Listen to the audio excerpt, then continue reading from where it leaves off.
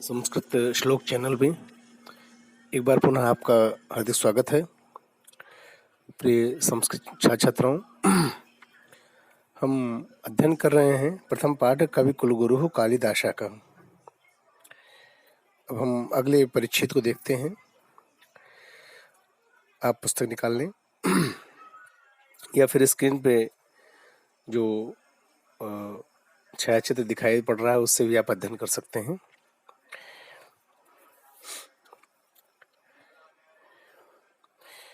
पहले आप शुद्ध रूप से पढ़ना प्रारंभ करेंगे, पढ़ना सीखेंगे भी। वाग देवता वरुण भूतस्य प्रथित यशः कालिदासस्य जन्म कस्मिन् प्रदेशे काले कुले चाभवत् किंचाशीत् तज्जन्मवृत्तम् इति सर्वमधुनापि विवादकोटिं नातिक्रामति। अब हम विग्रह करके पढ़ेंगे। वाग्देवता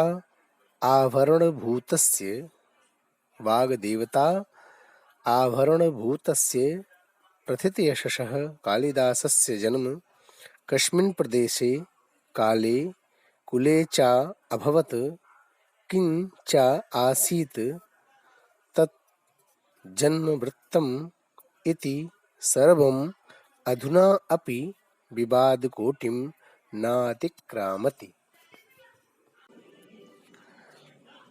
वाग्देवता, वाणी के देवता यानी सरस्वती के आभरण भूतस्य, आभरण का अभिप्राय है आभूषण। वाणी के देवता यानी सरस्वती के आभरण भूत, आभूषण स्वरूप, वाणी के देवता के आभूषण स्वरूप और प्रथित यशसः विस्तृत प्रशंसित यश वाले या विस्तृत यश वाले या जिनकी यशः कीर्ति बहुत दूर तक फैली हुई है, ऐसे कालिदासस्य जन्म, कालिदास का जन्म कस्मिन् प्रदेशे, किस प्रदेश में, काले समय में, कुले वंश में, चा अभवत और हुआ, किंचाशीत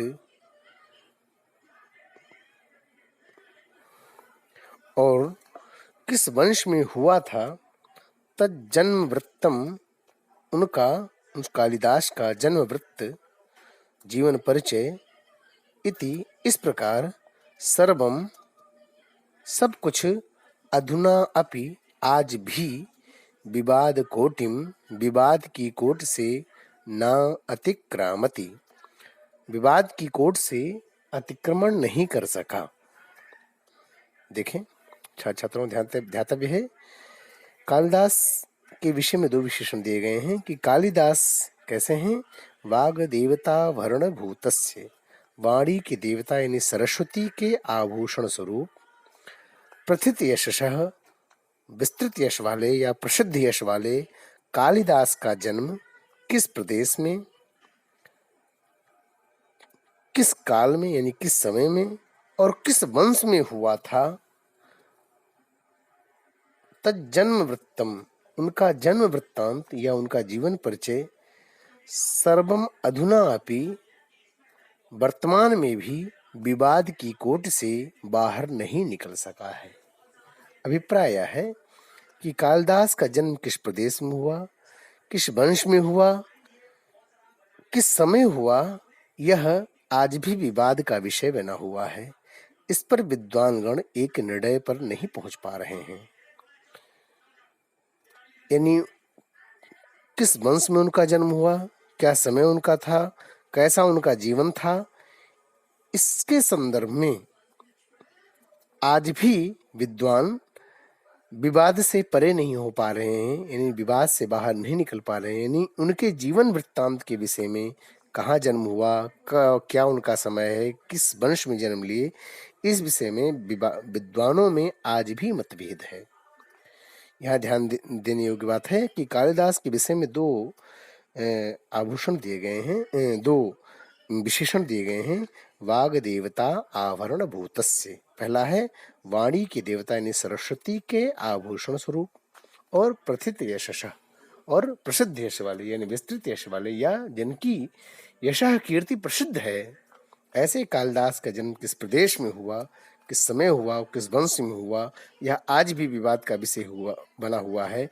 इस पर कोई निर्णय नहीं हो सका है।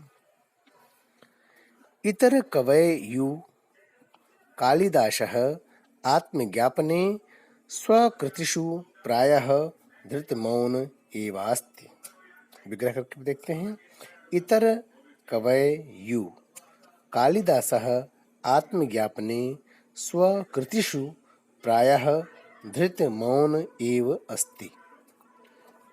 इतर कवयः यु, इतर अन्य कवियों की भांति, जैसे अन्य कवि हैं उनकी ही तरह कालिदासः कालिदास ने भी आत्मज्ञापने अपने परिचय के संदर्भ में स्वकृतिषु अपनी कृतियों में प्रायः धृत मौन एव अस्ति, प्रायः मौन ही हैं।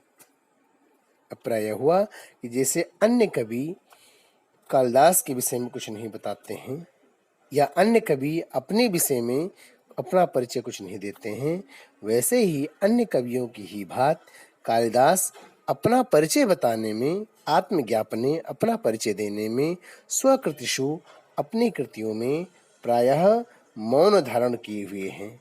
अभिप्राय हुआ कि कालिदास ने अपना जीवन परिचय अपनी कृतियों में नहीं दिया है। यह कवि की महानता ही है कि कालिदास ने इतने बड़े बड़े ग्रंथों की रचना की, लेकिन उन्होंने अपना परिचय किसी भी ग्रंथ में नहीं दिया है। अपना परिचय देने के लिए वो धृत मौन है, मौन को धारण किए हुए हैं। अन्ये अपि कवयः, अन्ये अपि कवयस् तन्नाम संकीर्तन मात्रादेव स्वीयां वाचं धन्यां मत्वा मौनम् अवलम्बन्ते। अन्ये अपि कवयः तन्नाम मात्र संकीर्तन मात्रात् एव स्वीयां वाचं धन्यां मत्वा मौनम् अवलम्बन्ते। पहले आपने देखा कालिदास ने अपने ग्रंथों में, जिन्होंने अपनी रचनाएं की हैं, उन ग्रंथों में अपने जीवन परिचय के विषय में कुछ नहीं लिखा है, अपने विषय में उन्होंने कुछ नहीं लिखा है, अपना परिचय उन्होंने अपने ग्रंथों में कहीं कोई उल्लेख नहीं किया है अपने जीवन परिचय का। उसी प्रकार से अन्य जो कवि हैं, कालिदास से इतर जो कवि हैं, वे भी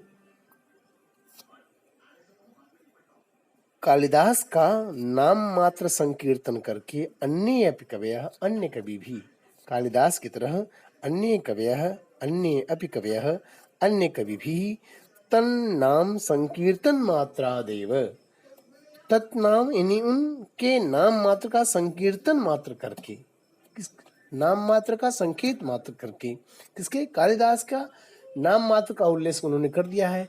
प्रसंग आया तो कालिदास का उल्लेख कर दिया, लेकिन उनके जीवन परिचय के विषय में कुछ नहीं बताया। उनके जीवन कहाँ जन्म हुआ, किस वंश में हुआ, किस कुल में हुआ, क्या समय था, इस विषय में अन्य कवियों ने भी कोई वर्णन नहीं किया है। अन्य कवि, अन्य अपि कवयः, अन्य कवियों ने भी तन्नाम, तत्नाम यानी किसके नाम? उन कालिदास के नाम का संकीर्तन मात्र करके ही, यानी उनके नाम मात्र का उल्लेख करके मात्र ही श्रीयाम वाचम अपनी वाणी को धन्याम मत्वा धन्य मानकर मौनम अवलंबन्ते, मौन हो जाते हैं। अन्य जो कवि हैं, एक तो कालिदास ने स्वयं अपने ग्रंथों में अपना परिचय कुछ नहीं दिया है, तथा अन्य कवियों ने भी अपने ग्रंथों में उनका नाम मात्र संकीर्तन किया, यानी नाम मात्र का उल्लेख कर दिया है। कालिदास नाम मात्र का उल्लेख तो कर दिया है और इसी से वो अपनी वाणी को धन्य मान लेते हैं, और इतना ही काल नामोल्लेख करके ही केवल अपनी वाणी को धन्य मान करके मौन ग्रहण कर लेते हैं। अन्य कवियों ने भी कालिदास के विषय में, उनके जीवन परिचय के विषय में कुछ अपने ग्रंथों में उल्लेख नहीं किया है। यह दुर्भाग्य है। तथापि फिर भी अंतर्बहिर्साक्ष्य मनुष्यत्वे, तथापि अंतर्बहिर्साक्ष्य मनुष्यत्वे समीक्षकाः कवि परिचयं यावच्छक्यं प्रस्तुवन्ति। फिर भी तथापि अंतर्बहिर्साक्ष्य मनुष्यत्वे समीक्षकाः कवि परिचयं यावच्छक्यं प्रस्तुवन्ति। फिर भी अंतर और वही साक्ष्यम अनुसत्य, फिर भी अंतः साक्ष्य और वही साक्ष्य, बाहरी साक्ष्य, अंतरंग साक्ष्य और बहिरंग साक्ष्य, अंतः साक्ष्य का अभिप्राय क्या है कि कालिदास के अपने ग्रंथों में जो संकेत प्राप्त होते हैं, कालिदास की स्वयं की रचनाओं में संकेत प्राप्त होते हैं उनके जीवन परिचय के विषय में।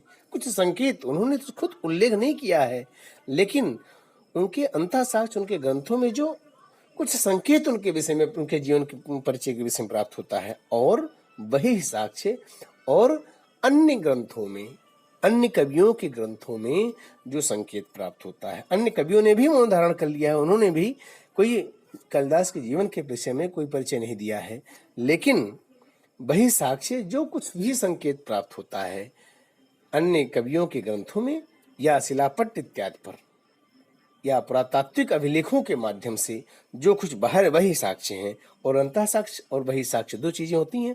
अंतः साक्ष्य वह है जो कालिदास के स्वयं के अपने ग्रंथों में जो उनके जीवन के विषय में कुछ संकेत प्राप्त होता है, और वही साक्ष्य वह है जो कालिदास से इतर कवियों के ग्रंथों में कालिदास के जीवन परिचय के विषय में कुछ संकेत प्राप्त होता है तथा पुरातात्विक शिलालेख इत्यादि, ये वही साक्ष्य हैं।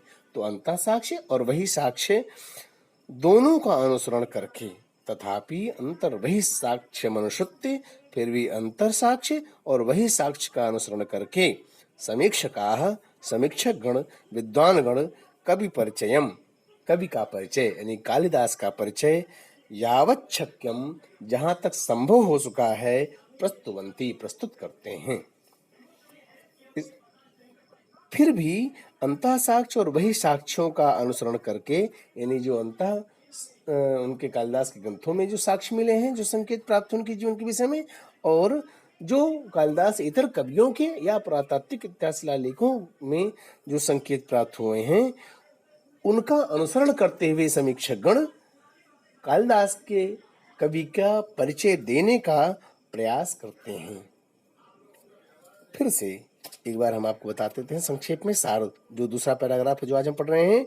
वाक देवता वारण भूतस्य, वाणी के देवता यानी सरस्वती के आभूषण स्वरूप, प्रथित यशः विस्तृत यश वाले यानी प्रसिद्ध यश वाले कालिदास का जन्म कश्मीर प्रदेश से, किस प्रदेश में, कश्मीर काले किस काल में, और कश्मीर कुले चाशित किस कुल में हुआ था, तज्जन्म वृत्तम उनका जन्म वृत्तांत, सर्वम सभी के लिए, अधुना अपि आज भी विवाद कोटिम नातिक्रमति आज भी विवाद की कोट से बाहर नहीं निकल पा रहा है।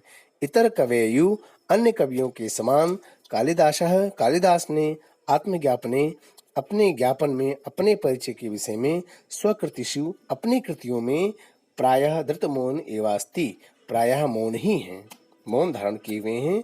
अन्य अपि कवयः अन्य कवियों ने भी तन नाम मात्र संकीर्तन मात्रादेव उनके यानी कालिदास के नाम का संकीर्तन मात्र करके ही, स्वीयाम वाचम धन्याम मत्वा उनके नाम मात्र का संकीर्तन करके ही अपनी वाणी को धन्य मान करके मौनम अवलंबनते मौन ग्रहण कर लेते हैं, मौन हो जाते हैं, चुप हो जाते हैं।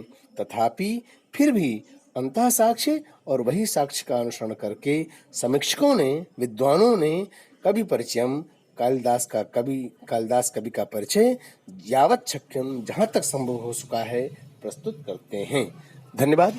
आज के लिए इतना ही। धन्यवाद। नमस्कार।